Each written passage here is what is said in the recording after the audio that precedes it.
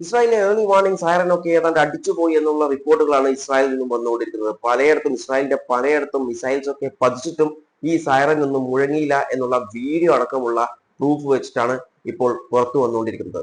അതുപോലെ സമാധാനമായി മിസൈലിനെ പേടിച്ചിട്ട് ഇസ്രായേലികൾക്കൊന്നും ഉറങ്ങാൻ പോലും പറ്റാതെ അവരൊക്കെ ഇപ്പോൾ തെരുവിൽ വന്നിട്ട് പരിഭ്രാന്തരായിട്ട് നിൽക്കുന്ന വീഡിയോ വിഷ്വൽസും പുറത്തു വന്നുകൊണ്ടിരിക്കുന്നുണ്ട്. അതും ഞാൻ പ്ലേ ചെയ്തു തരാം.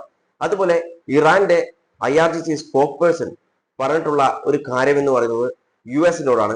നിങ്ങൾ എന്ത് വേണമെങ്കിലും ഞങ്ങളിൽ നിന്നും ഒളിപ്പിക്കാൻ ശ്രമിച്ചോളൂ, പക്ഷെ നിങ്ങൾക്ക് ഞങ്ങളിൽ നിന്നും ഒന്നും ഒളിപ്പിക്കാൻ സാധിക്കില്ല, എല്ലാ കാര്യങ്ങളും ഞങ്ങൾ കാണിച്ചു തരാം എന്ന് പറഞ്ഞിട്ടൊരു വീഡിയോ അടക്കമുള്ള പ്രൂഫ്, അതായത് US ഒളിപ്പിക്കാൻ വെച്ചിട്ടുള്ള ചില കാര്യങ്ങളുടെ വീഡിയോ അടക്കമുള്ള പ്രൂഫ് വെച്ചിട്ടുള്ള സംസാരത്തിന്റെ വീഡിയോ ഇപ്പോൾ പുറത്തു വന്നിട്ടുണ്ട്.